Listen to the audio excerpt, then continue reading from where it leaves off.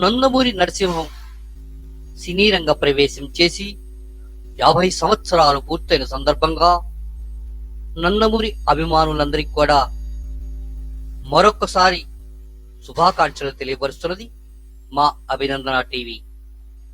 ఇప్పటికే ప్రపంచవ్యాప్తంగా ఉన్నటువంటి నందమూరి అభిమానులందరూ కూడా బాలకృష్ణ సినీ రంగ ప్రవేశం చేసి 50 సంవత్సరాలు పూర్తయిన సందర్భంగా స్వర్ణోత్సవాలను నిర్వహించుకుంటున్నారు.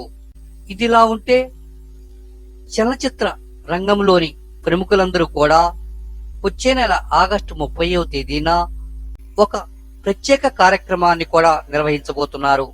నందమూరి నరసింహం 1974 తాతమ్మ కళ చిత్రం ద్వారా సినీ రంగ ప్రవేశం చేసి నేటికి 50 సంవత్సరాలు పూర్తయిన సందర్భంగా నిర్మాతల మండలి, అదే విధంగా చలనచిత్ర సినీ నటులు అందరూ కలిసి ఒక ప్రత్యేక కార్యక్రమాన్ని ఆగస్టు 30వ తేదీన నిర్వహిస్తున్నారు.